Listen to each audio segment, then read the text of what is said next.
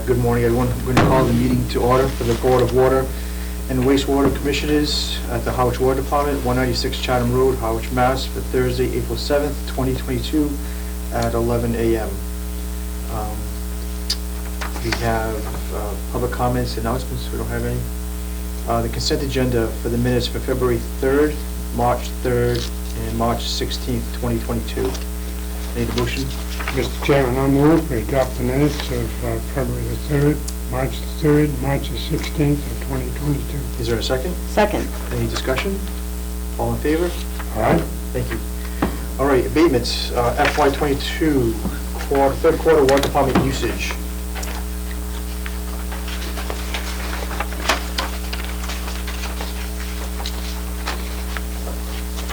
Need a motion to approve the water department abatement for $2,154.17.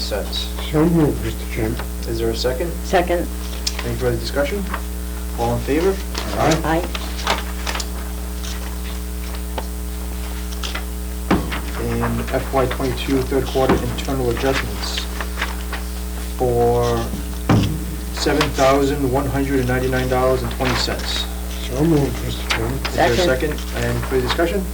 All in favor? Aye. Aye. Thank you. Aye. There's no old unfinished business, new business. 2021 Consumer Confidence Report. Mr. Pelletier.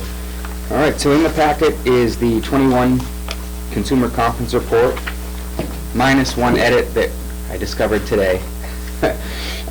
So a lot of the information in the Consumer Confidence Report is mandatory from DEP, so there's limited flexibility in what we can change, if you will. But the real important part is the water quality sampling results that start on page 5.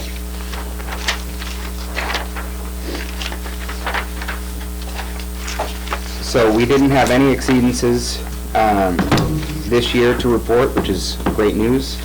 Lead and copper results very, very low. Going into inorganic contaminants.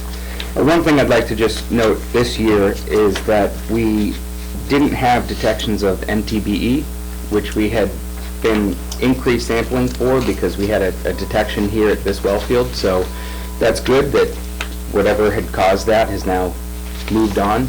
Any You know, the best thought I have on it is, if it was the result of a small, fuel, hydraulic fluid or something that has worked its way through and is no longer impacting the wells, which is good. It means it's not a continued source of pollution. But we still are monitoring for it, and we did monitor for it every quarter in the past year. So Where would that have showed up if it was? it would have been in, I want to say, unregulated. I'd have to pull last year's report. That's all right. Never mind. No. Yeah, it is an unregulated contaminant. Yeah. So it would have been in the unregulated chart. I see. Going forward, I guess the big ones, right, PFAS 6 is obviously a topic of concern. We had none detected for the water quality samplings we did. So that's on page 6. We sampled in 3 quarters this past year. One thing I would draw your attention to on the last page, so there's over, I want to say like 4,500 different perfluorinated compounds. Presently, water systems are only regulated for 6, and that's that PFAS 6 that was on the previous page. We are starting to sample for additional ones, so when we run a PFAS 6 sample, they sample for another 6 PFAS compounds, and with any detections, those are reported as unregulated contaminants. So there is one for the PFBS that was detected at the minimum detection and minimum reporting limit.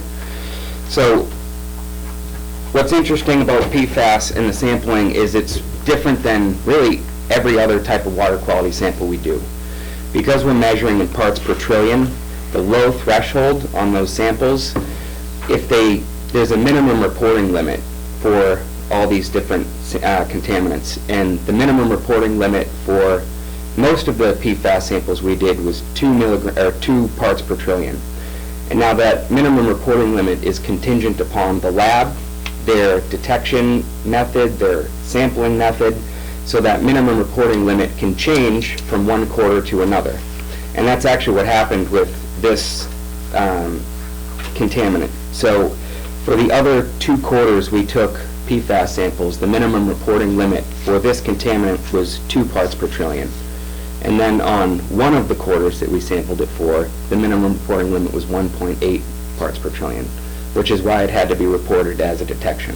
So I did talk to the lab, I talked to DEP, and it's, you know, reported as it should be, but that is, it's just an interesting way that they do it. Why did it change from 2 to 1.8?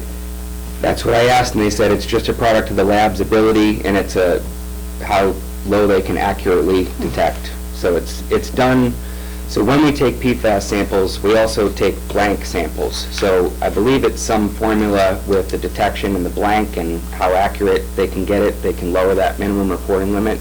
So I guess in that instance, they were able to do that. Does that mean that it gets retested sooner? No. Just that particular test? No, and this is, it will be tested for when we do our next quarterly round, so it is something that is continued to be, it'll be tested for again and again as we continue PFAS testing. But again, it's at the minimum reporting limit, and it's not a regulated contaminant. That's not to say it won't be in the future, but at least at this point in time, it's not. So we've actually been lucky. Yeah, In comparison to Chatham. right, Yeah. to a lot of towns. Yeah. It's our water department. No, yet. Can you just, for newcomers, give a short version of, is this an annual requirement, this report? Yeah, actually, and if I can run for 1 second, I'll be Sure. right back. I chased him out of the room. Sorry I was late, I misplaced my phone. And it's like, yeah, senior moment. Can't go anywhere without a phone. It's amazing. It's strange, isn't it?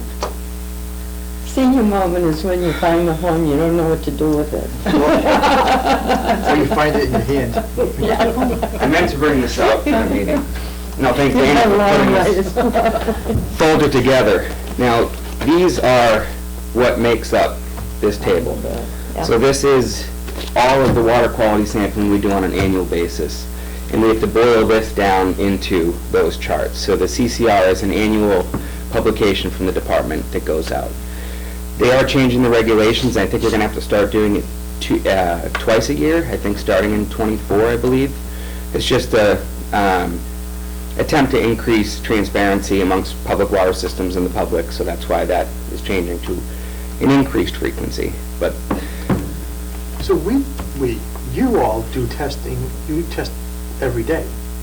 so we have the sampling schedule. We test bacteria samples every week during the summer, Tuesdays, and then we have quarterly samples that we have to do. So DEP issues a sampling schedule to us. It's a 3-year sampling program that identifies, what samples and when we have to take them. And then each year we have to consolidate all of that information into the CCR report. And just for the general public, it's not likely that something like this is going to increase rapidly. No, Yeah. I mean, I don't expect, and it could be such that next year, if we go through our sampling results again, and the minimum reporting limit is 2 for those samples, and we, it'd be reported as a non-detect next year. So anything that comes in below that minimum reporting limit is categorized as a non-detect. All right. Doreen? So does this have an annual due date, or? Yes, so we actually have to do it before the due date, so there's a couple of different delivery methods you can do. One of them is what we do, which is mail out along with our bills a direct link to the CCR. So because we do that, we have to get it out in that spring bill. It's technically not due, I don't think, until July or the end of I June. see. But we do it so that we can get it on that spring bill, because the July bill would be too late. I see. Thank you. Anything else on that? Nope. Any other questions? Yeah, on page 7, under, for more information, I noticed, there's all kinds of places to go, for information, but, the water department doesn't have all of this online. I mean, you can tune into, the Harwich Water and find these charts and information. What's that? Well, I mean, so we distribute this to everybody on the bill. So Yeah. if they're seeking for additional information beyond what, we're provided, Okay. with respect to regulatory stuff, there is some kind of public information on DEP's website that the public, general public can learn about water quality sampling, that public's water system requirements, things like that. So that is what, we're pointing to there. Yeah, okay. And then, on page 8, the backflow preventers, don't all water systems have a backflow valve on them? No. Oh, So backflow is required under certain use conditions. Mhm. But we are required to do backflow education Yeah. every year, and actually this is what satisfies our backflow educational requirement with Okay. DEP. all right. All right? All right. The 2021 annual statistical report. So that is still in process. I'm most of the way through it. I'll be able to speak more about it at the next meeting. I was hoping to have it done, but All right. ran out of time. All right, next is the water department, the water, FY23 water rates. So, I guess to start the discussion, we had completed the first rate increase in some time last year with the plan of doing a 5% increase again this year. I guess to start the conversation, Gary had asked previously about, what our year-to-date revenue was versus actual versus projection. So for the 3 quarters that we've billed for so far, our total revenue is within 1.7% of what our projections were. And we are about 6.8% over the gallons that we anticipated this so far. So I'd say we're right in line.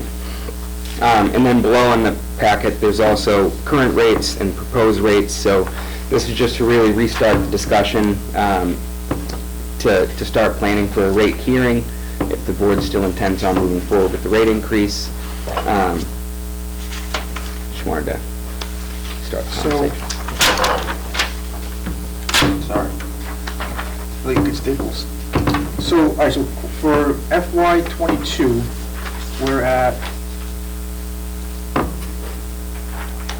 4.86. 6, is that right? Revenue goal, yep. And, Just that, if I can just, yep, you prompted a statement, that revenue goal of 4.8 includes non-rate revenue.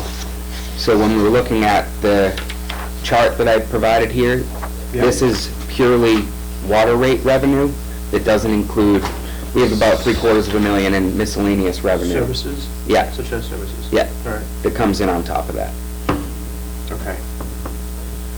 So if we stay on track to do the 5% increase, we're looking at the 4.9 Yep, without any other services. correct.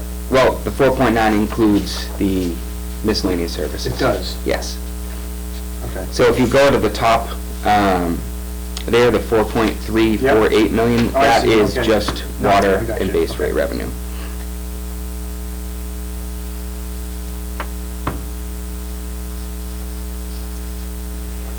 All right, so with the rates that we implemented last year for FY22, we're looking at retained earnings of what, 100? We had 1.6 million Right. certified last year.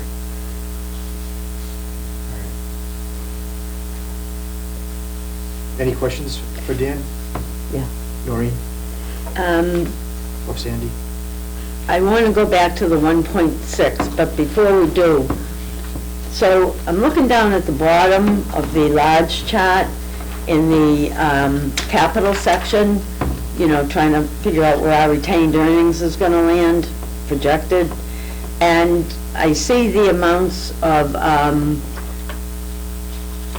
you know, I'm not sure, this 125,000 in FY '22 and 175,000 in FY '23. It says rate funded from capital above. Is that for capital expenses, or is it to support the rate? Capital expenses. Okay, so with that said, it seems to me that we made some changes to our capital projections in terms of the somewhat notorious $300,000. So should that be an adjustment? But of course, that might not happen also. But let's say that was a definite. Would that then go into one of these columns and change it? Yeah, so in this, and we had a ton of fun trying to get this portion, the capital analysis, tuned in when we did the rate model, when we built the rate model. Yeah. Because the trouble that we have is what is certified free cash, you know, last year can't be used until the following year. So it was difficult to try to get that relationship between when funding becomes available and when we can actually spend it. So the 300,000, to your question, yes, would come out of that figure. It would show up there. So that would be 300,000 plus 175? So we have and to be honest, I didn't update the capital Right, portion of this okay. table. That's all right, I'm just trying to understand it, yeah. And this Excel sheet that this, you know, was printed off of has a bunch of tabs that includes our whole capital plan within it. And depending on how much we were trying to fund with free cash or how much was going to be funded from debt, all impacts this bottom portion of the table. Right. So it's complicated. Okay, but am I understanding that it would be 300 plus 175? Yeah. Okay, so, thank you. Now I'm understanding that. So, where is the 1.6 on this table anywhere, the certified from?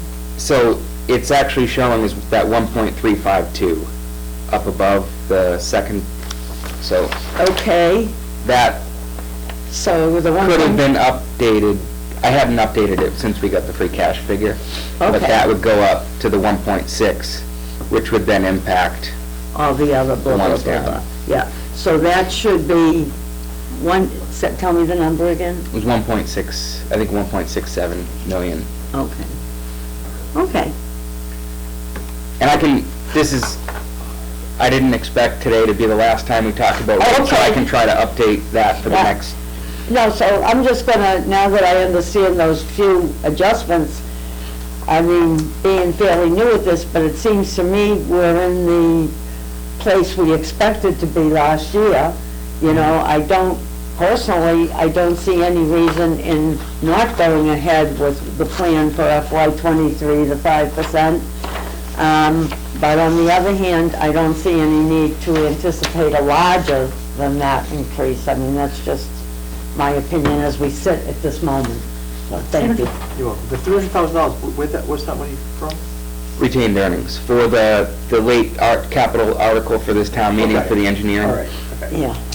Paused over. So if we stay on track and do the rate increase to 5%, that'll get us out to, That takes us really to FY '27 or '28, and in all honesty, it could take us further if we realize some of the principal forgiveness. right, So it could be, so it's kind of a waiting game on that. Yeah. To see what we're gonna do with that. Okay. So, but something like that would happen, you start talking about it in fiscal year '25. right.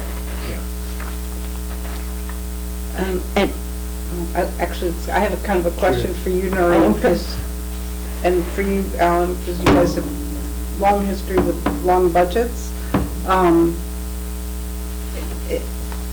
The conservative side of me says, can we can we say for the next 5 years it'll be 0%? Or is there need to be a buffer for unexpected, or? I don't see that happening. Number one, we have so much old iron in the ground. We have this, continual maintenance or major maintenance. So, all that's coming out of the capital fund. So I don't ever see a year with a zero capital fund. But, Am I? Are you asking if we're Yeah, going to you could increase? top. Are you asking if we're going to? No, I'm asking, is it safe to not increase? I mean, to This not, year? no, so we're looking at a 5% increase for FY '23, and then '24, '25, '26, '27 are, if things move slowly, are slated to be at 0. Am I understanding that correct? But I what wouldn't say happens if slowly. things don't move, not slowly, but steadily? Sure. Can we Okay. I'm taking this chart to mean that the line at the bottom, starting with FY '22, the Yeah. 800, the 1163 will be our, is that our retained earnings? Yes. Okay, so to answer your question, Judith, that's the one that I was trying to verify to keep my eye on. Yeah. So, Okay. I haven't been here long enough to know what the exact right percentage of retained earnings to have is, I'd have to look at your capital versus this, and I haven't been here long enough to, Well, the other thing for me, I've been here even longer, Yeah. and I have yet okay, to come to that point, knowing what's out there right, and, what we're faced with all the time. Our problems don't go away. right, They just get bigger and more expensive And Right. I'm when just you don't do it. Yeah, and I worried guess, about that, I guess. well, I guess everything we know today, right, suggests that if we do the 5% increase, that we wouldn't need to do another one until FY '27 or '28. Yeah.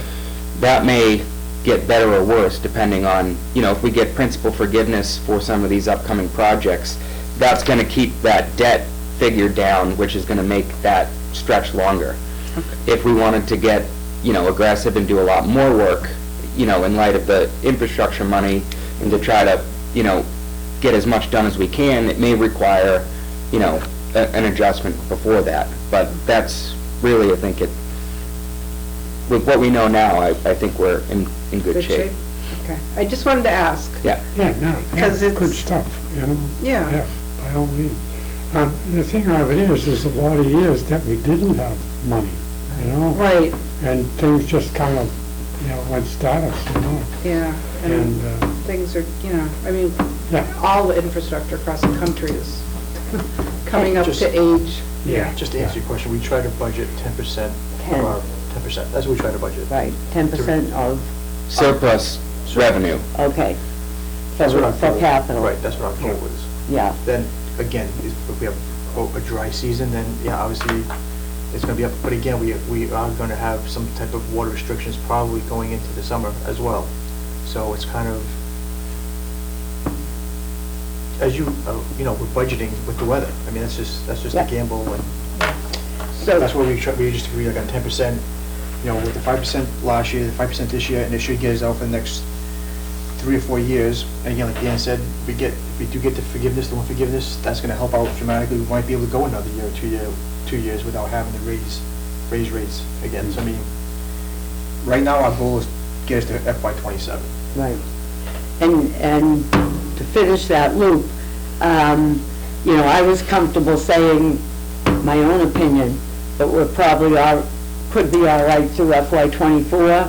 But then when I start to see the projections jumping down under $1 million, I certainly get concerned. So Yeah. that, it would be like, for me, Yeah. it would be like next year we'd be looking hard at it. Maybe by then we'd have some of the answers about forgiveness or project timing or other things. Right. So that's the only reason I said I feel somewhat okay for now. I may eat those words. And as far as retained earnings balance too, 20 to 25% of your operating budget was a figure that, when I was in the enterprise class, as kind of a baseline for, our budget's $4 million, we should have at least $1 million in the bank that we don't plan on spending. So when I try to think about funding capital from retained earnings, I keep that in the back of my mind. We keep $1 million there, try not to Right. dip below $1 million, so we have that as a reserve. Can I just say thank you to whoever put together? I know, it's This beautiful. is, first of all, it's nice and large, Yeah. but it's readable for, a non-accountant, so thank you. All right, any other questions for Dan or Sandy? All right. Good. So Dan, if we do go ahead with the rate increase, that has to be voted and approved prior to July 1st. Yeah. And I would like to pair it with, I think it was a topic on the agenda, the sewer use regulations. I didn't have time to prep information for that for this meeting, but I'd like to pair that with a public hearing for the rules and regulations as How about the well. water department fees? Do you have a- Yeah, so moving on to water department fees. So the top of the table in the packet is just showing the increase from last year's rates to the proposed 5% increase. But moving down, we dug in to try to update some of our service fees and other miscellaneous fees. So I guess jumping down, the first one, service call after hours. We were charging $150 for an after-hour service charge, but then paying 4 hours, time and a half for the operator that comes out to service that call. So felt it appropriate that we increase that to an amount sufficient to cover our costs for that on-call operator. The out of rotation on-off, right now we're charging $150. Those are for people who can't get in the queue, the 2-week queue, to have the seasonal property turned on. For a traditional out of rotation, if they called us today and wanted to get their service turned on, a distribution operator would go out at 4 o'clock when the day ends and go out and turn that property on. So that person's, right now, is billed $150 for that, when the operator's only getting that hour of overtime after the day ends. Maureen? Could I just throw in, I think that's a good reason to lower it, but another great reason is not to dissuade people from using that service, since it seems like so many of them can have problems in the winter, if they go away. So if you told me I was gonna have to pay $150, I'd probably say, I'll let it ride, So I think that's, we don't want anybody with leaks and problems, so I'm happy to see that. Another one that we were proposing to strike was the inspection fee. It's something that has been on our rate structure for some time that just hasn't been used. I think we're thinking that it was from a prior time in the department's history when we used to allow other people to install services, and that would cover someone to go out and inspect, but it's just not how we operate anymore.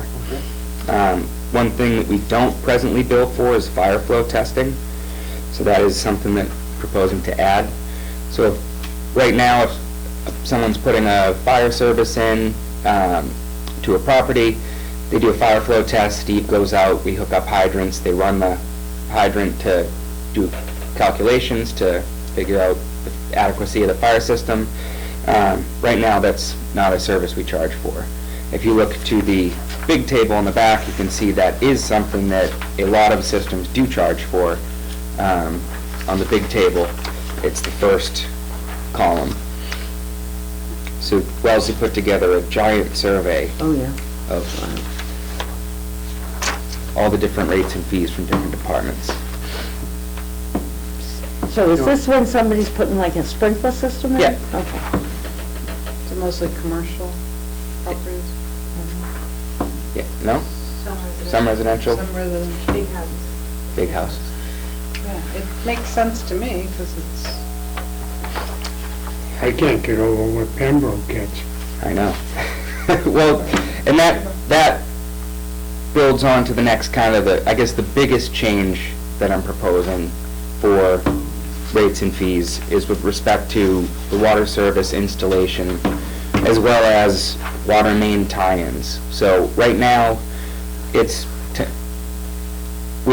don't charge a tapping fee, per se. We have a very small fee, and we're missing out. If you look at the big table that was provided, you can see, some municipalities are getting thousands and thousands of dollars for when a new subdevelopment or water main extension goes in. And really the purpose for that is, if you go to put in, a 10-lot subdivision and you put in an 8-inch water main, that's 10 more customers. That's 10 more properties we need to supply water for. It puts further burden on the water system itself, pumping, storage, fire flow capacity, all those sorts of things. So this is just a mechanism that some systems use to try to recoup, so that we can try to plan to offset capital expenses relative to those impacts. What I had proposed was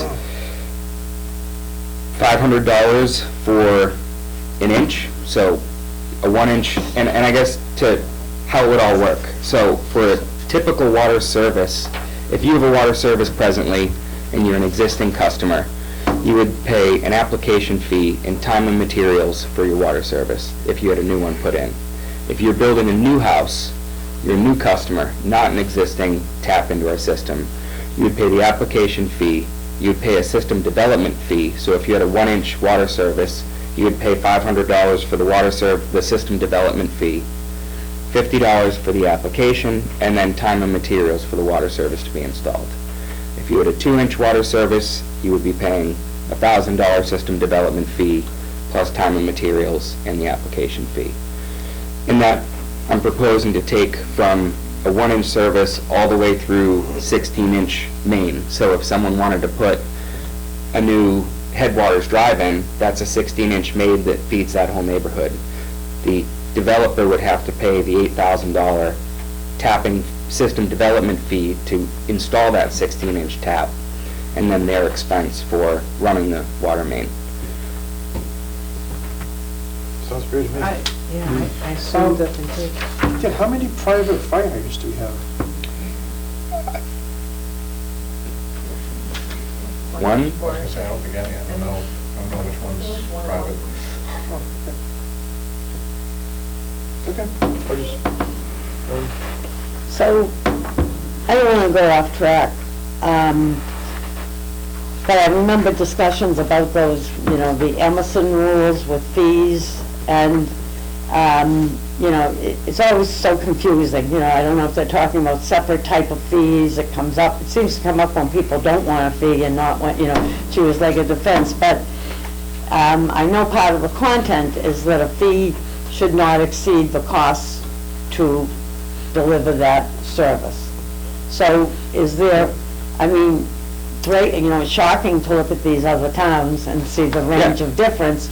So it's hard for me to believe that they're actually reflecting, maybe they are, but with that kind of a range from, $200 to $30,000, it's hard to believe that they're tying back to their services, because there must be some commonality with installing a 6 or 8 or 12. It can't possibly cost that much more in Hyannis and that much less in Brewster. Right, and so in putting all this together, I actually Wells and I reached out to Brewster yesterday to get some clarification on their tapping structure, and in our conversation, we felt it was going to be a worthwhile effort to reach out to the Boxersville County Water Utility Association to try to pull our heads together and have some consistency between the communities, so that when a contractor works in Harwich and then they go to Brewster, it doesn't look good if you're paying $5,000 in Brewster and you're paying nothing in Harwich. How's that?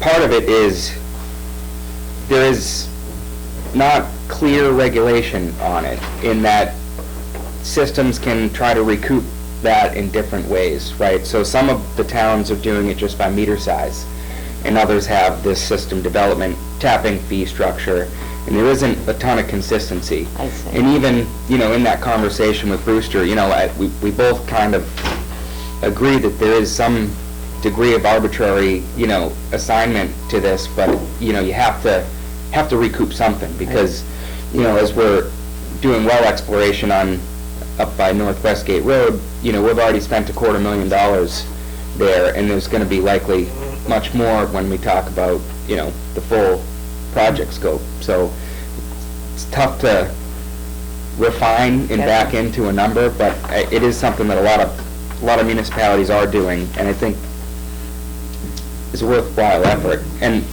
we do, I don't want to say give services away, but we are very, very competitive, so even with, for a residential customer with that development fee, is still going to be substantially less than an independent contractor if they went another direction. So the only other thing I would ask would be, the title on this page is Water and Sewer Rates and Fees.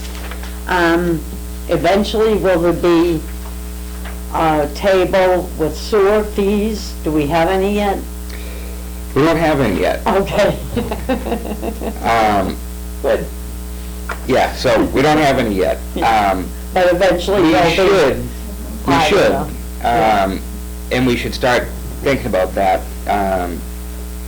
for billing purposes for things like markouts. I mean, we bill for the water markout.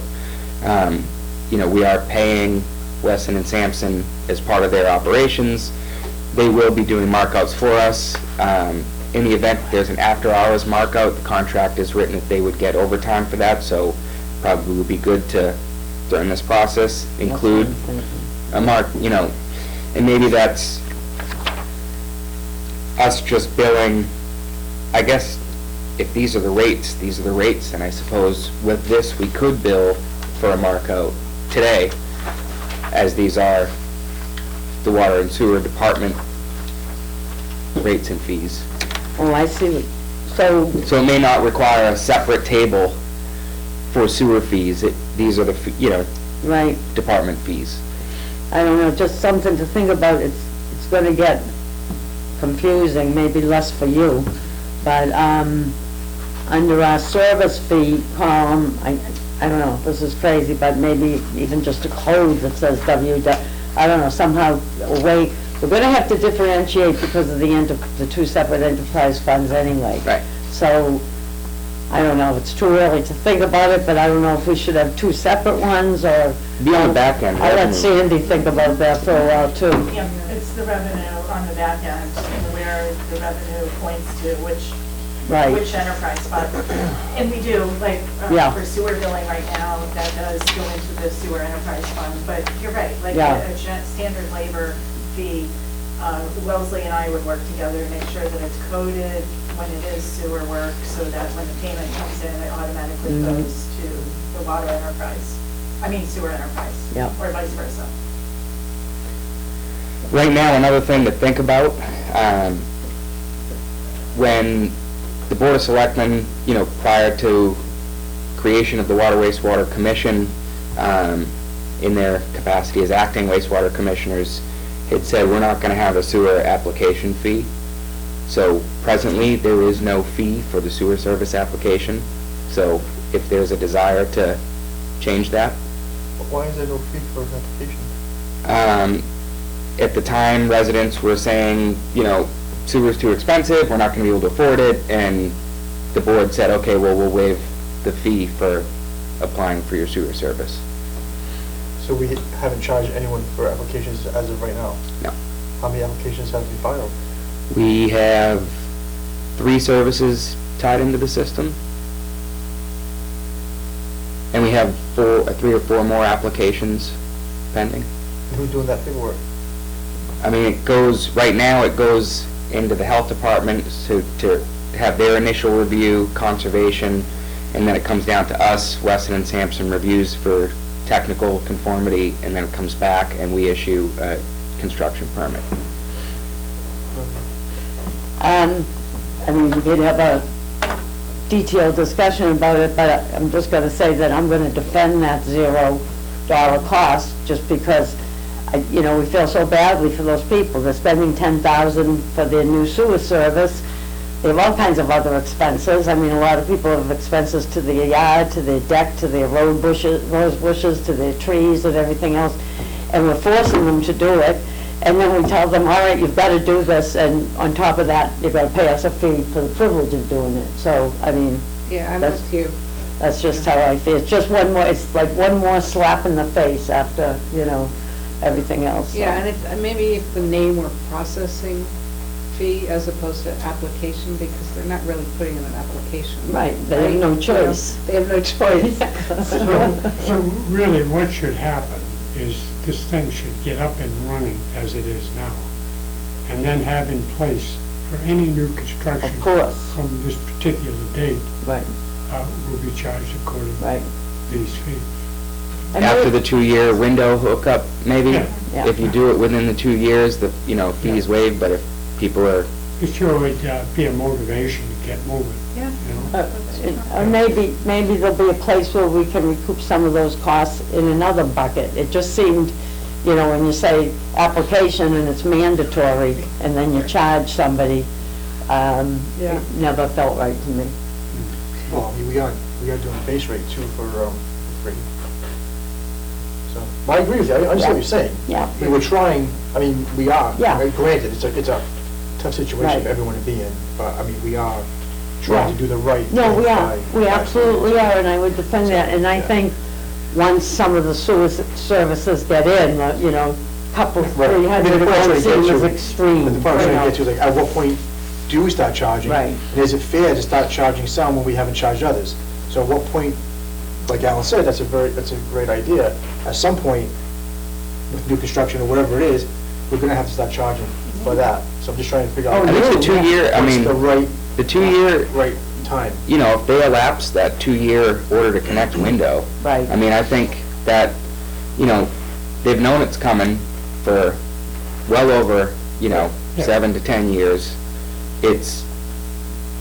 We've given them an extra year to make the connection. Right. We've waived the application fee. I think once that 2-year window is exhausted, that is a fair time to Right. implement the fee structure. I'm just trying to get to that point. Like, Yeah. Where's that line? And I certainly don't want to nickel and dime people, because they're spending thousands of dollars in a situation that they have to do.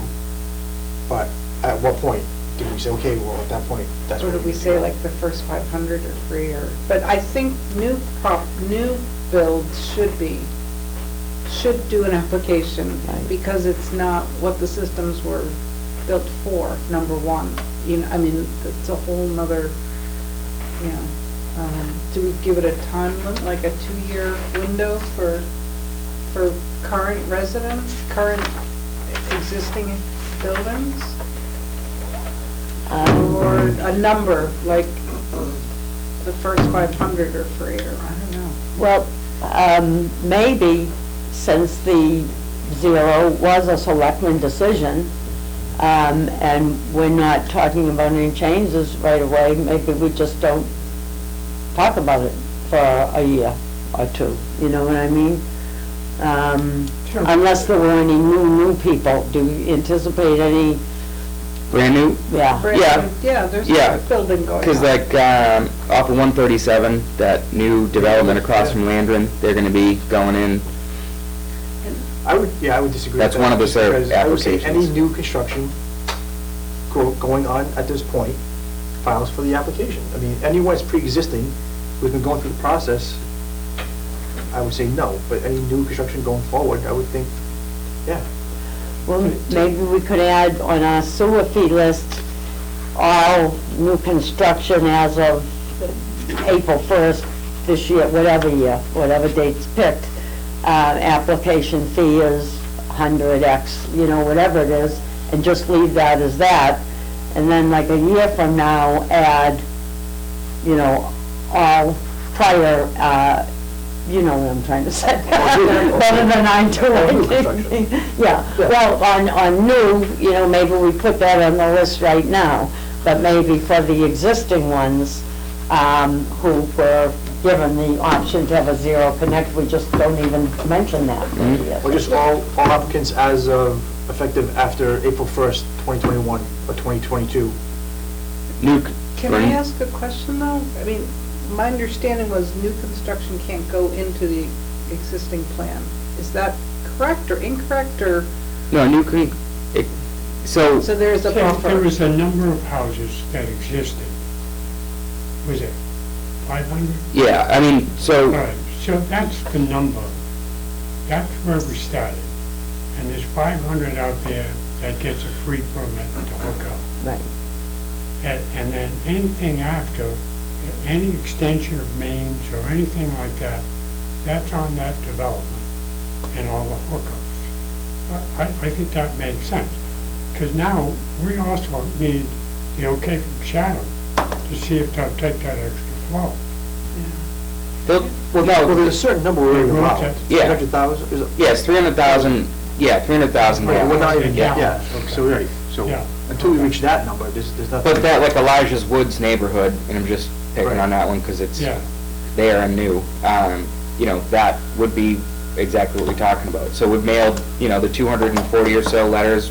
Yep. Once contract 2 letters go out, you know, now Elijah's Woods, the system's there. Once I get the paperwork, you know, the inspection paperwork, they're able to connect to the sewer system. So yeah. those properties would get, And that's a like new- 350 properties? oh, I think that's only Or is like it- 10, I think, 10 or 15, I Of thought. that new development. Well, no, the Overall. overall. Oh, 440? Yeah, I think it's sorry. 440 or something. Yeah, 440. something Plus Okay. the Harwich side of Old Queen Anne, Yeah. or Queen Anne Road. Doreen? You just said, was it Elijah Wood or something? Yeah. Where is that? That's on 137 Good. across from Landron. Yeah, What's Landon? It's a little cul-de-sac. So if you coming from here, take a left at 400 East, it's down on the right before Sherwood Drive. Okay. It's under construction, in fact, you know, they're putting the road Right. in. So Oh, so it's all new. we just said a lot of things. What are we saying about, use that one as an example, about new developments that weren't part of the original Mhm. 440, 660 with contracts Yeah. with us? So what did we conclude? So Elijah's Woods would pay an application fee. That's what we're Right. talking about now. Yes. Yeah. I'm fine with them paying an application fee. I'm with Judith on, I don't feel clear decisions were ever made about new developments within the flow area. You know, after all the years of talking, I was in most of them, I don't have a comfortable feeling about add-ons within the flow area. Well, we have to, well, I guess the counter to that would be we have to pick them up. I'm not saying we should or shouldn't, I'm just saying, Yeah. I don't know how much that was ever discussed publicly or anything, I don't feel like I understand it, you know? So- What clouds it all is the fact that it's all going to Chatham in that area. Now, we have a set amount of flow. All of this is new construction, and fortunately for them, all of those systems will be hooked up to a sewer main instead of a septic system. You know, all that type of thing, they get a free ride almost, you know? So why not have an application? Well, No, no, I'm fine the with question the fee. goes back to the original town meeting. Yeah. When the Board of Selectmen said at the town meeting that no new development would be included in and then we voted. And then we voted for the first 1.5 million. But that's different in that new development, in that discussion is with respect to our collection system that we built. Elijah's Woods constructed that on their own within the watershed on their dime. So they wasn't use Oh, of so taxpayer they- dollars. Oh. So they had, I forget what legal document between the developer and the town, but when phase 2 was the pipes were being laid, they coordinated with the town, they sunk a manhole there and left them a stub. The developer had to run and install the sewer main in the whole neighborhood. Yeah. They have to get it Okay. inspected privately, we have to accept it, and then they can apply to hook up houses to it. You know, I think some town meetings, it just wasn't clear, You know, I mean, if it wasn't clear to you and I do. Oh, please, of course, because Because we're it's still two talking about separate, it. it's two separate things. Yeah. One I is, see what you're saying. one is a sewer main extension as defined within the sewer regulations. Yep. And one is a capital appropriation to, you know, install yeah, so they're two completely separate. I think is what's most important for us to remember is pre-existing, Right. all right? Anything after that, it's a whole new ballgame. But wouldn't that be after it? Yeah. That's In the- my eyes, it Yeah, is. and they would They're pay an gonna- application fee. They're gonna do all the sewer main and hookups and all that, you know, By themselves, yeah. during that development. So But- we're not gonna worry about that. Okay. The only thing they're But gonna it's worry still about is taking, it's still getting you out. lowering the amount of original houses within the flow area that can hook up under that number that we have an agreement with Chatham. No, Probably and 300,000. because the 300,000 number with Chatham included surplus flow to accommodate build-out and future flows. So that parcel was included in Phase 2 as a potentially developable parcel, and that flow needed to be built into the IMA to make sure we were buying enough capacity so that if and when that parcel got developed, we Okay. had sufficient capacity to So take it was it. on the table from the get-go. Yeah, So it and was- Yeah, It was, So I I think, think everyone has a number, a house in their head, and it actually comes down to consumption. It's 300,000 Right. gallons is what the Yeah. number is. yeah. We can't exceed 300,000. Once we exceed that number, then we have to look elsewhere to try and figure out how we're gonna manage that. Right. But I know everyone has that number in their head, but it just comes down, to whether you would like it or not, it comes down to the 300,000 gallons. Yeah. I mean, so, again, I'm gonna pick on Elijah Woods, they're watching, but, so, you may not know this, but I'm just curious, so when they got their, approval from planning and whoever, I'm gonna assume that, they were told they had to provide their own septic services now, because, I'm hoping places aren't getting a waiver based on the fact that they put a sewer system in. So that subdivision plan, so we have every step of the way. Yeah. From properties like Bascom Hollow Right? that installed a sewer main with a community septic system Okay. at the street. Right. Now, they did that because that was prior to town meeting vote, that they didn't know if Phase 2 was going Right. to happen, but they wanted to do it just in case it did. They're ready to, it's an easy way to plug in. Elijah's Woods was submitted after sewer was in place, in that we were already running the sewer main down, and because sewer is in place, Title V regulation states that when sewer is available, you have to take it. So we weren't running a thing within their development. No. So that kind of bothers me, because, so we've been telling people for years that, zoning rules. We've been saying zoning rules. We've Yeah. been saying there will not be one single extra house because we have a sewer system. That's what we've been telling people. Which is how that development was built. That is, so the lot size to bedroom count, for example, that's the big defining right. factor. And that was the old way.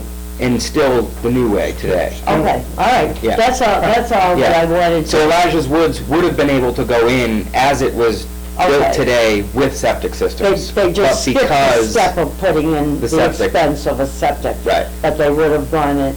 All right, I feel a little better about I that. don't think anybody at this table is looking to put in a 1,000-unit subdivision just because we have sewer now. I mean, I'm certainly not in favor of that.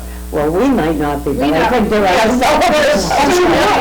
not. I'm just saying at this table, I don't think, Yeah. we're discussing here, I don't think anybody at this table is looking to encourage a 1,000-unit just because we have a sewer system now. That's that's the first thing. No, but I think my question about this, and I think Noreen and I were thinking the same, that if new development comes in that area that has already been preordained to be 450 houses, right? The flow amount. And those, and then, I don't know, let's say 120 houses come in. I don't know if we even have enough land there to do that. But if that were to happen, then of that original 450, 120 cannot. No, and the difference is that You see the 440 just happened to be the number of houses that were in existence when we built Phase 2. So the number of houses is arbitrary in that the vacant parcels between those still have flow allocated to them. So, Do. yeah, so Okay. every parcel was evaluated for build-out potential. Okay. And if it's a 40,000 square foot lot, they included flow for 4 bedrooms in the 300,000 number. So the Okay. only way in which they would dilute other houses is if, for example, a 40B came in with higher density than Right. would be allowed, Okay. higher flow could dilute our share in Chatham. But that's only if they're going beyond density outside of zoning. But I'd just say, but that 40B would also have to have its own septic solution. I mean, it doesn't get to jump into our They- sewer system. We might allow it, but just by existence, No, I No, think. by right, By they right, can. By Title V regulations, if the sewer system is available, they have to connect to it. if the sewer system is available on that street, Yeah. and I put a 120 unit, She's gonna put my eye out. I'm waiting for it. I'm waiting for it. She's gonna sit over there. I'm gonna move her over there. It's gonna happen.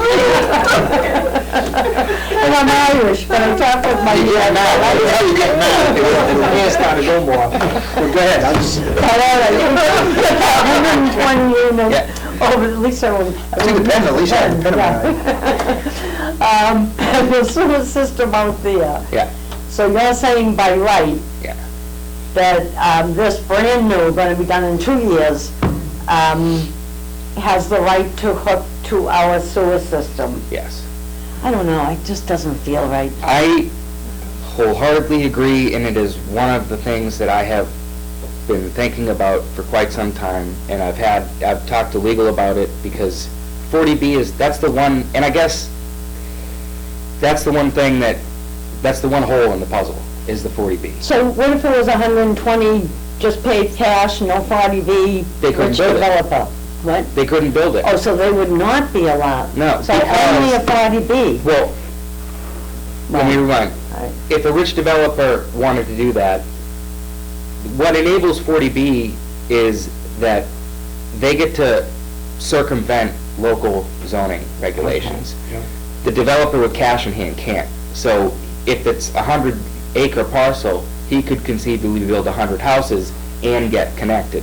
But those 100 houses on those 100 acres would have already been, built in to begin plan. with. To the empty But if- parcel. Yeah, but if they want to put 400 houses, 400 unit on this 100-acre parcel as a 40B, there's nothing we can do about it. And that would be true with or without sewer, because if we didn't have sewer and they wanted to put 400 units there, they could do it, they just need to get a NIPD's permit, a National Right. Pollutant Discharge Permit, for an on-site septic Okay. system. So the sewer doesn't enable 40B any more than they would be allowed to with a NIPD's permit, but it's somewhat lesser of a cost on the developer, because instead of building a more expensive on-site IA treatment plant, package plant to treat those 400 units, they only have to run a stub to the sewer main.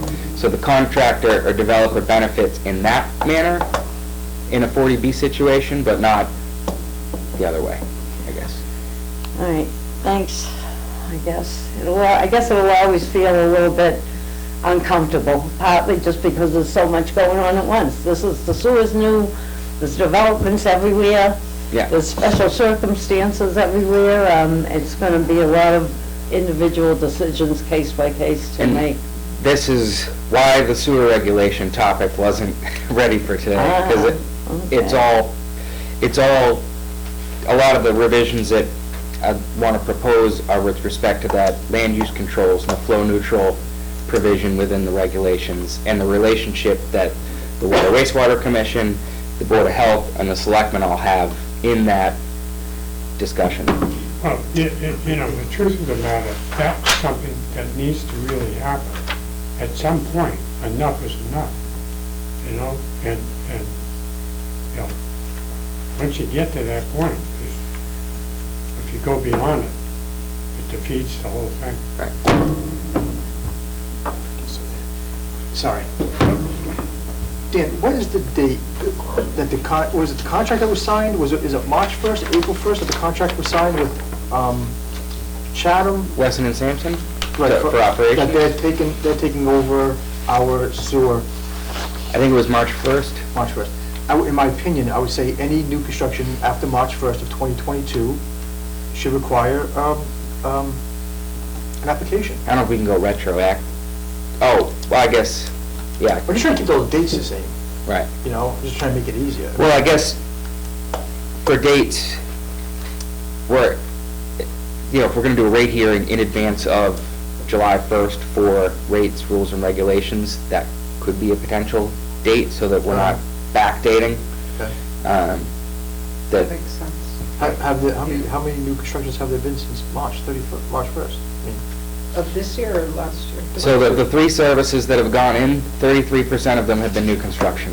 No, 67% of them have been new construction. Here we go. But those were two unique situations. And I understand that if it was an empty lot, it's already been designated X amount of flow, I get that. Okay, so actually then we could, when we get this all lined up, we could do July 1st. with Yeah, I mean, I think the rates. upon adoption of the fee is when it, you know, that's our snapshot in time, I think. So we need to have a fee schedule put together Well, just, we can put an to application, be effective. We just add that to this. yeah, and Sewer. Yeah, I mean, this is. I'm just all thinking of water. how it's, yeah, I'm gonna have to ask some questions, because we Yeah. are in the because we're not the first people to receive the application. The health, you know, it goes in through the health department. Huh? Health department is, as far as I understand, still charging a fee for the septic abandonment. So there's no fee for the sewer service application, they have to pay a fee for the septic abandonment. Okay. So, right now, we're in the process, the town is in the process of converting from, I think, Acela to OpenGov, which is gonna be a electronic permitting, and one of the first things we've been working on is getting the sewer service app into that permitting software. So I don't know just how payments are processed in that, so I'm just gonna have to do a little research. Well, you only have many to figure out. Right. You'll be able to follow them really Yeah. well through the system. Rosalie, As we go through the rates and fees, the proposed system development fee, do you think there'd ever be a possibility of actually having one for new sewer, like developments? So, talk about like garages, because we would have one for water mains, but what about new developments for sewer? Would it be possible to have a development fee for sewer as well? I have thought about that, and I would love to do that. I thought about it in the context of when there was talk of a 40B in East Harwich. I don't know where they were talking about putting it, but one of the things that is in the sewer regulations is, you know, that the expense, which, all expenses are borne on the developer. And one thing, when we were talking about the 40B, my concern was the dilution of the 300,000 gallons Yeah. that was going to be made available to everyone under traditional zoning. Now, if we do have a 40B go in there, that's more than zoning would allow. What I was trying to conceptualize was basically a dollar figure per gallon that they were diluting. You know, how many houses are they not gonna be able to put on now? Or how, you know, put us over our flow limit to try to get them to cover some of the cost of our purchase capacity, because that's what they're doing, is taking capacity away. And everyone in East Harwich, every current resident in Harwich contributed towards that $6.7 million capacity purchase fee. And if the developer is taking more than they were allowed to under zoning, I was trying to back into a number that would reflect that. I didn't get to the finish line because the development went away, but. If I follow you, I'm gonna say that they're actually even doing more, but this is a new topic, but, so if there's a 240B that comes in, and we allow them to, you know, if we have to, and we allow them to hook up, but they built the sewer system, so, all right, so you have 200 new homes, before that was forest, so you're adding that much more nitrogen, but it's still going into the 300,000. You see what I'm saying? We'd actually have to go out and spend another 20 million to take that to offset. We're gonna So- try more consumption. Right, so those 200 are going in and taken out, so they've gone into our 300,000, but they've left us zero in terms of our nitrogen level, because they weren't there before. Now they're creating nitrogen, and we're shipping it to Chatham, so out of the 300,000, we're not gonna reach a 50% TDML level or something, we'll only reach like a 30%, because those 200 weren't there before. So those 200 came in, they're gonna add nitrogen, Yeah. and then they're gonna hook into our 300,000 and take it away, but in the meantime, now our 300,000 is lowered by those 200 homes, let's say to 200,000. So we're not gonna hit our nitrogen levels that were planned for 20 years, because something Well, doesn't and seem right about this. That's the big debate on how do we handle growth, Right, and how do we, when we're designing the sewer collection system, how far do we go to make sure we don't find ourselves in that situation? because we couldn't just let them hook in and then not meet our levels, we'd have to go out and, Sewer I more. don't know where we'll sewer now, but we'll have to go somewhere to take away from just using Pleasant Bay as an Yeah, example. and that's I think exactly the, somehow we need to get the rules in line, that Right. pre-existing development is a priority for the use of that Right. 300. wastewater discharge. You know, anything else, you'll just have to wait and see. Except for what I'm hearing is that with the 40Bs, we might not have the Even- ability, we'll have to learn more, but to be able to say wait and see. now, Well, if I may, Upper Muddy Creek, for example, Mm-hmm. the intersection of 39 and 137, the collection system that's in place today is sufficient to handle future growth. That included that 47% build out for the East Harwich Village District, so that collection system is big enough in size to pick up, I guess, to offset that concern in that specific instance. Now, how do we handle growth moving forward, because that's been a big, issue with the CWMP.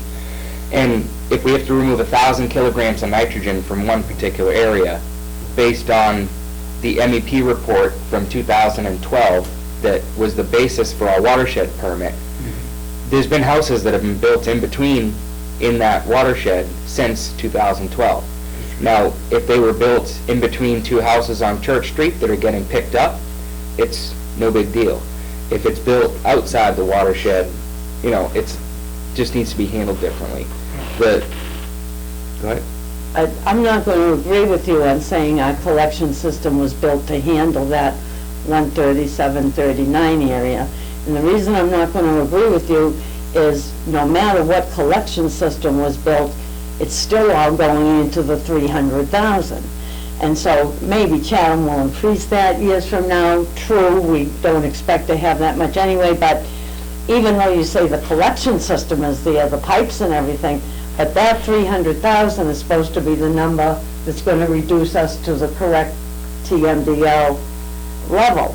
So even though the pipes are there, I'm not gonna say it could handle it. Unless there's a 40B, and that's the, Yeah. that's the uncertain, that's the unknown.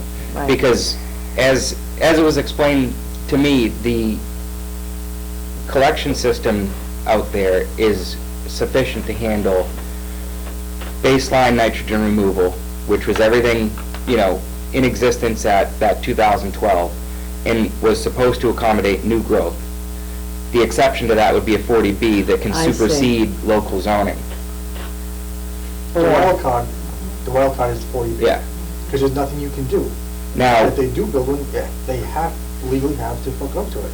so, and I guess Noreen, to build on the growth conversation and what we've been talking about internally through the CWMP revision process is we have a watershed permit that was based on a snapshot in time. Right. I'm just going to use round numbers. So 1,000 kilograms, say, need to be removed from Round Cove. That 1,000 kilograms doesn't include any new growth, any development, or anything that's been built beyond 2012. So if we build a collection system that only removes 1,000 kilograms, we're already Right. behind. So the alternative, so what they typically do is they do a growth evaluation, but it's a gross growth evaluation, and they evaluate all open land and say they have 200,000 feet of open land, square feet, divide that by 10,000 to get how many bedrooms you could put, and that's the total build-out that may never happen. That might not happen till 2,500, 3,000, who knows?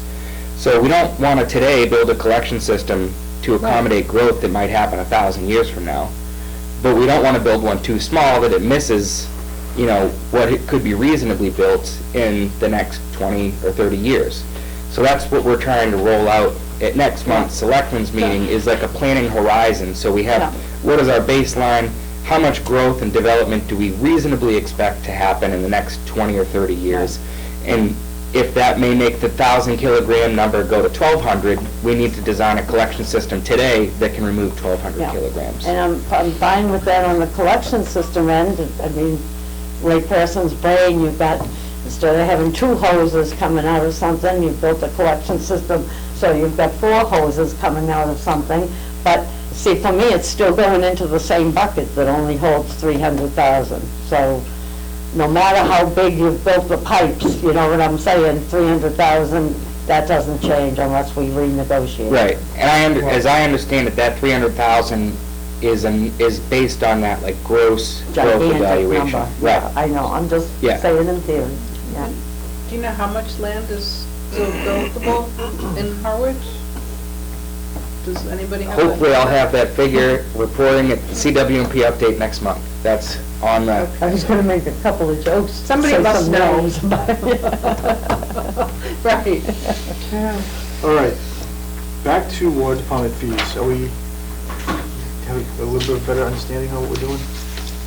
yes. Anything else for the water department fees? Just a question, if a group like Habitat came in and was putting in a home, they can still ask for a waiver of fees, something like this? Do we have a waiver on new? I would say no. We've never had that. They've done, I know they did it when they did the West Harwich one, they got a waiver of their building permit fees and. I mean, I guess they could ask, right? Yeah. But I mean, I wouldn't say. I mean, if they, I would say they I'm could just petition the asking. board, like the garden club Yeah, has, exactly. petition and ask for a I mean, I don't see why they couldn't. Okay. Yeah. Yeah, they could ask, yeah. They would come in, probably talk to Tracy and say, hey, we want to, and she would direct them to come to the board for requesting a waiver of the fees. I wanted to ask, because other departments do that as well. Well, yeah, we say with the Yeah. garden club, we give them fees, I mean, you can ask, right? Yeah, sure. You can always ask, right? You can always ask. Water department, April water, are we good with that? April water bills. Is that- Just wanted to give an update. The April bills were mailed yesterday, and a few new additions to the bills this year. First up, speaking of the garden club, we have the insert in there, and there was a little write-up in the Chronicle about the bus lifts yesterday, so residents can see that. Also, new, we are now accepting Venmo, PayPal, and Visa. So we pretty much accept everything now, including Google Pay and Apple Pay and so forth. And the link to CCRs on the bills, and we also added a QR code, Jen talk to the bills now. So people can just scan and it will direct them straight to the payment website. That is great. So, yep, just a few new additions, ramping up for the summer season. That's awesome. Yes, we did, Alan. Wow. Still trying to get you paperless. Yeah. Leave Alan's Rolodex alone. He likes it. It's comfortable, leave it alone. I'll keep trying. All right, thank you, Leslie. Thank you. And sewer use regulations, do we cover that in the last conversation, or no? Well, gave me more to think about, but Okay. I'd like to bring that back. Don't Yeah. catch up ahead again, but I don't want to get in the eye, it says let it go. That's an ongoing, yeah. It was pretty good. I didn't jump ahead till we got all the way down there. You did, in the yeah, there agenda, was so one, it was an effort. So what else you got for sewer? nothing today. I'd like to bring it back. All right. Well, it's a lot, I mean, because it's kind of been dumped in our laps. Yeah. You know, there wasn't really anything set in stone before, and where do you draw the line? I mean, trying to be fair with everybody, where do you draw the line, and that's just, you know, we'll work on it, it's a work in progress. Superintendent's report? All right, just wanted to report the meter vault cabinet for the wastewater project next to the Pleasant Bay Animal Hospital that was struck on New Year's Eve has been replaced. They were out yesterday and today. They gotta come back to put the bollards back in, but the cabinet's back up and running. For those who didn't see the selectmen's meeting, I was able to talk to the Boxersville County Septic Loan Program this week. Yeah. And they informed us that they completed their pro forma, their financial evaluation. They're going to be going to the commissioners on Wednesday next week to request money to borrow from the Clean Water Trust to fund the low or no interest loan program. So they're hoping that the program will be up and running in the next 2 to 3 months. We're going to be starting flushing next week, so crews will be out. Continental and Witta Drive, the sewer collection system is starting on April 18th. The Station 7 generator that was taken out in the the blizzard. All right. I just got word from the insurance company that they're going to fund full replacement of that generator, not a repair. So that's a good thing for us, and just that the sewer applications are coming in, so. We heard. Yeah. All right, They're rushing to get the free one. Yeah, right. Isn't there? is that it? That's all I got. All right, commissioners report. Alan? Oh, you did. Nice job on your presentation. Oh, thank you. Yeah. Hillary? All set? All right. Next meeting.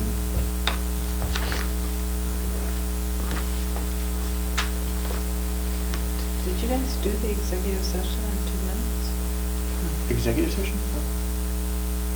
Didn't have any. We're doing the We agenda. did. We did, yeah. Executive session? What do we have in the? Oh, no, there was no, We that was didn't just have no executive session today. No, we didn't do that. Okay. I canceled appointments out of town because I thought I needed to be here in person.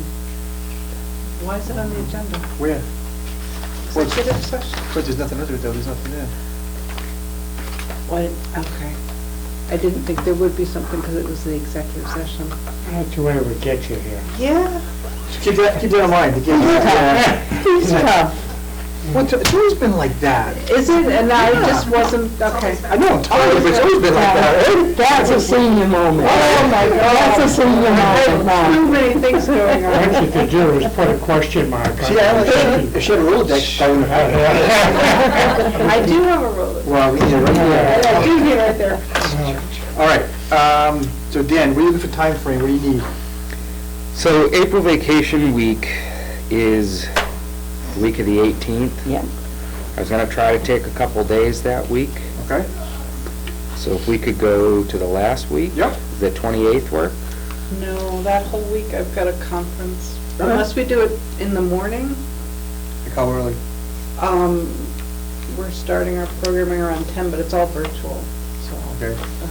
I mean, I could just as easy go to, well, I don't want to do Cinco de Mayo, but we could do Cuatro de Mayo.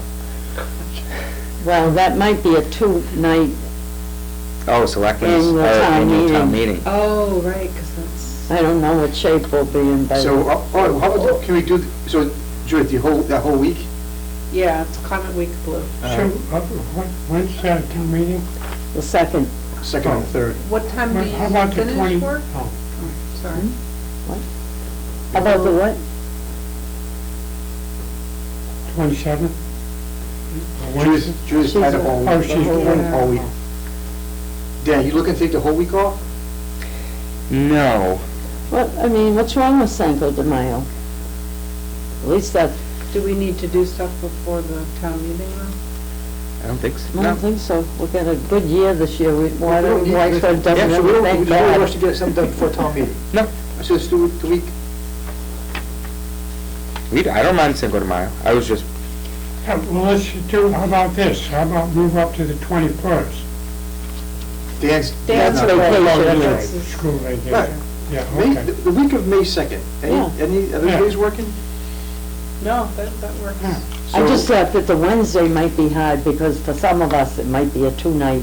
we could meet, we could Oh. Yeah, meet, we could meet Tuesday too, or, well, I guess if it's two-nighter, yeah, well, I mean, So I town don't mind meeting is May Thursday. 2nd and May 3rd. Well, it's May 2nd anyway, but Yeah, it doesn't look good for fitting it all in. okay. So, and the Cinco de Mayo doesn't work for you? No, it does, I was just, You were just yes, being I was funny? just being. We'll bring them a margarita. I was just Yeah. gonna say. I'll bring the As long as it's nachos. an early meeting, so we can get to margarita hour, we'll be. At noontime, is that? It's noontime somewhere. Or 5 o'clock. Why don't we just kind of wait and see, instead of making a date, and if need be, we could put something together. Because I could do, My calendar will fill, I can guarantee you. It's just I was really planning tight. on coming in that Wednesday and Thursday. No, the Tuesday, Wednesday. The Yes. 19th and the You'll 20th. be here then? 19th and the 20th. Why don't Wait, you the week, we do the 20th, Vacation week. if we Yeah. need to do. If we need to do a meeting, we do the 20th, tentatively posted. so pencil in the meeting for the 20th. For the Friday. No, that's a Wednesday, the Yeah. 20th. You all right? Oh, I'm looking at May. Yeah, that's fine, just, yeah. So that's, Because I can probably get some of the rule and regulation stuff pulled together for that. So April 20th. April 20th? Yeah. Yeah. Can, if you decide to have or not have one then, can you let us know a few days ahead? Mm-hmm. all right. And then for follow-up, we can do May 5th or May 6th. We do, is May 5th already? Yeah. I mean, you're not gonna be drinking at 11 o'clock in the morning, are you? No? I might be. I'm not judging, I'm not judging. Watch it when I start. I'm going to be something no matter what. I'm not judging. When I start throwing my arms We'll out. move you over there, because either there or there, maybe there. All right, so we'll do May 5th. Yeah. Okay, 11 o'clock? yes, Did you say 5th? Yeah. yeah, 11 to 1, okay. And just need a motion to adjourn. Well, wait a minute, so that April the 20th is no. No, it's, Yeah, Oh, that's yeah, all. that's Okay. just, But that's, that's a tentative. So that's tentative. We got a double header. yeah, that's tentative. Okay, good. Yeah. Mr. Chairman, I'll move we adjourn. I Is there a second. Any further discussion about meeting times? The 20th and the 5th, Yep. 11 o'clock. 11 o'clock. And the 20th is only if we need to meet before The town 20th, meeting. yes. Yep. All right, motion to adjourn, is there a second? All in favor? Aye. Thank you. Thank you.